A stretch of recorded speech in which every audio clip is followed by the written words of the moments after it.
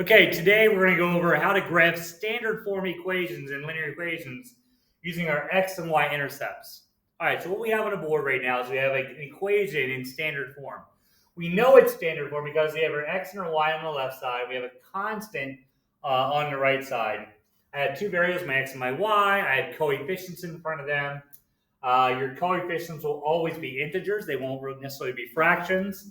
So we can recognize that this is standard form. Now, in standard form, it does not give us a slope. We can rearrange it and convert it into slope-intercept form to find the slope if we wanted to graph it.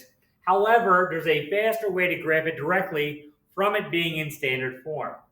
And that method is finding the x and y intercepts by, if we want to solve for x, we're going to let y equal 0, and vice versa, we're going to solve for y by letting x equal 0. What's that mean in simple terms?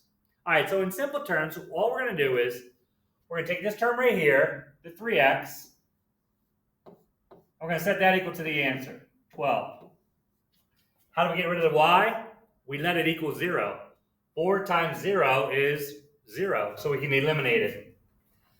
Also, if we want to solve for y, we're going to kind of use the thumb rule and block the 3x out, and we get 4y equals 12.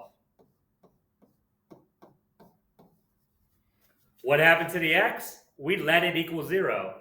So 3 times 0 is 0. That's how we kind of broke it down into two separate mini equations.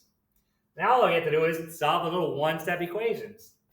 So over here, 3 times x equals 12. Divide both sides by 3. And I get x equals 4. So that's where my line is going to cross the x-axis. Here I got my x-axis right here. My y-axis right there. It's going to cross right at positive 4. I'm going to put a dot right on the positive 4. Now for my y-intercept, I'm going to divide both sides by 4 to solve for y. So in this case, y is going to be 3. So it's going to cross at 3. Connect the two dots and draw my line. And there we have, oops, there we go.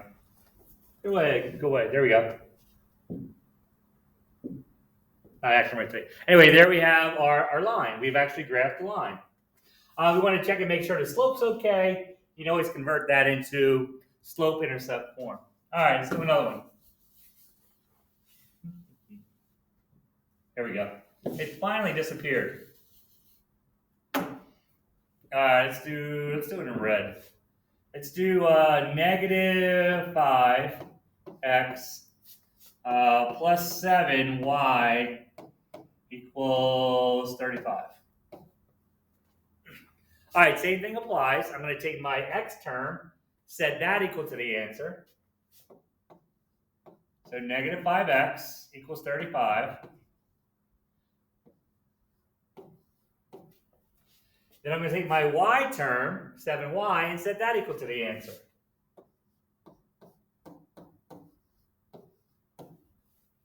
So I'm going to go from standard form, and I'm going to make a graph out of it. So over here, I want to solve for x. So I need to divide by whatever I'm multiplying x by, which in this case is negative 5. I'm going to divide that side by negative 5, and this side by negative 5. These cancel out. I get x equals negative 7. Over here, I want to divide both sides by 7 to solve for my y-intercept. So y is going to be 5. So in this case, x is negative 7. I find negative 7 on my graph. And then my y-intercept is 5. I'm going to find 5 on my graph. I connect the two dots. I have my graph. All right. And that's how you graph standard form directly from the standard form without converting it into slope-intercept form. All right, if you have any questions, please ask me in class. If not, leave a comment or like below. Take care.